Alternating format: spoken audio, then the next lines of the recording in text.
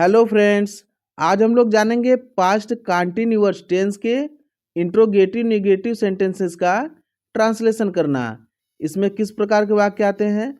इसमें वाक्य के अंत में रहा था, रही थी, रहे थे आदि आया रहता है तथा प्रश्नवाचक शब्द जैसे क्या, क्यों, कब, कैसे आदि वाक्य के शुरू में अथवा बीच में आया रहता है।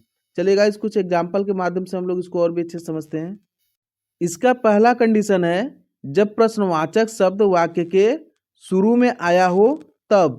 तो इसका ट्रांसलेशन करते समय सबसे पहले हेल्पिंग वर्ब वाज या वर को लिखेंगे, उसके बाद सब्जेक्ट को लिखेंगे, फिर नॉट लगाएंगे, फिर वर्ब में आईएनजी जोड़ देंगे, उसके बाद ऑब्जेक्ट को लिखेंगे तथा लास्ट में क्वेश्चन मार्क लगा देंगे। जैसे आ जाए क्या वह किताब नहीं पढ़ रहा था, तो इसका ट्रांसलेशन करते समय सबसे पहले हमें हेल्पिंग वर्ब लिखना है। तो हेल्पिंग वर्ब जानने के लिए हमें सब्जेक्ट को देखना होगा। तो यहाँ पे हमारा सब्जेक्ट क्या है? वह, यानी कि ही, और ही के साथ हेल्पिंग वर्ब वाज का प्रयोग करते हैं। तो सबसे पहले वाज लिखेंगे, उसके बाद सब्जेक्ट ही लिखेंगे, फिर नॉट लगा देंगे, फिर उसके बाद वर्ब में आईएनजी जोड़ना है। तो यहाँ पे हमारा वर्ब क्या है? पढ़ना, यानी कि रीड, और रीड में आईएनजी जोड़ देंगे तो हो जाएगा रीडिंग। फिर हमें ऑब्जेक्ट को लिखना है। तो इसमें हमारा ऑब्जेक्ट क्या है? किताब, क्योंकि किताब पढ़ रहा था तो हो जाएगा अ बुक।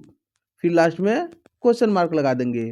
तो इसका ट्रांसलेशन होगा was he not reading a book, was he not reading a book. उम्मीद करता हूँ गाइज आप लोग को अच्छे से समझ में आ रहा होगा। चलिए अगला एग्जाम्पल देखते हैं। जैसे है क्या मैं कमरे में नहीं सो रहा था, तो इसका ट्रांसलेशन कैसे करेंगे?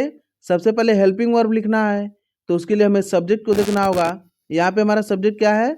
मैं, यानी कि आई, और आई के साथ हेल्पिंग वर्ब वाज का प्रयोग करते हैं। तो सबसे पहले लिखेंगे वाज, फिर सब्जेक्ट आई, फिर नॉट लगाएंगे। अभी वर्ब में आईएनजी जोड़ना है। तो यहाँ पे हमारा वर्ब क्या है? सोना, यानी कि स्लीप, और आईएनजी जोड़ देंगे तो हो जाएगा स्लीपिंग। फिर उसके बाद ऑब्जेक्ट को लिखना है। तो कहाँ सो रहे थे? कमरे में। तो हमारा ऑब्जेक्ट क्या हो जाएगा? कमरा, यानी कि इन द रूम, और लास्ट में क्वेश्चन मार्क लगा देंगे। तो इसका ट्रांसलेशन होगा was I not sleeping in the room, was I not sleeping in the room.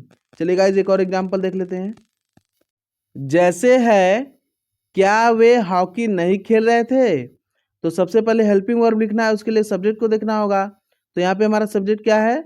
वे, यानी कि दे, और दे के साथ हेल्पिंग वर्ब वर का प्रयोग करते हैं।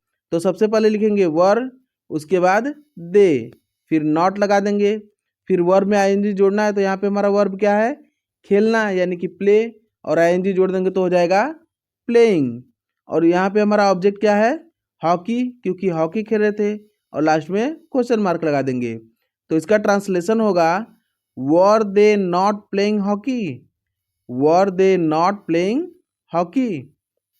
जैसे है क्या मोहन स्कूल नहीं जा रहा था, तो सबसे पहले हम लोग हेल्पिंग वर्ब वाज लिखेंगे, उसके बाद मोहन लिखेंगे, फिर नॉट लगा देंगे, फिर वर्ब में आईएनजी जोड़ना है। तो वर्ब क्या है? जाना, यानी कि गो, तो आईएनजी जोड़ देंगे तो हो जाएगा गोइंग। फिर उसके बाद ऑब्जेक्ट क्या है? स्कूल, तो लिख देंगे टू स्कूल। तो इसका ट्रांसलेशन होगा was Mohan not going to school, was Mohan not going to school, और लास्ट में क्वेश्चन मार्क लगा देंगे। अभी बात करते हैं इसके दूसरे कंडीशन की। तो इसका दूसरा कंडीशन है जब प्रश्नवाचक शब्द वाक्य के बीच में आया हो तब। तो इसका ट्रांसलेशन करते समय सबसे पहले क्वेश्चन वर्ड की अंग्रेजी लिखेंगे, उसके बाद सब्जेक्ट लिखेंगे, फिर हेल्पिंग वर्ब वाज या वर लिखेंगे, फिर नॉट लगाएंगे, और उसके बाद वर्ब में आईएनजी जोड़ देंगे, और फिर ऑब्जेक्ट लिखेंगे, और लास्ट में क्वेश्चन मार्क लगा देंगे। जैसे आ जाए तुम्हारा घोड़ा क्यों नहीं दौड़ रहा था, तो यहाँ पर सबसे पहले क्वेश्चन वर्ड की अंग्रेजी लिखना है। तो इसमें हमारा क्वेश्चन वर्ड क्या है? क्यों, यानी कि वाई। तो सबसे पहले वाई लिख देंगे, उसके बाद सब्जेक्ट लिखना है। तो सब्जेक्ट क्या है? तुम्हारा घोड़ा, यानी कि योर हॉर्स। फिर उसके बाद हेल्पिंग वर्ब वाज लगा देंगे, फिर नॉट लिख देंगे, फिर उसके बाद वर्ब में आईएनजी जोड़ना है। तो यहाँ पे हमारा वर्ब क्या है? दौड़ना, यानी कि रन, और रन में आईएनजी जोड़ देंगे तो हो जाएगा रनिंग। तो इसका ट्रांसलेशन होगा why your horse was not running, why your horse was not running. उम्मीद करता हूँ गाइज आप लोग को अच्छे समझ में आया होगा। पूरा वीडियो देखने के लिए आपका बहुत बहुत धन्यवाद।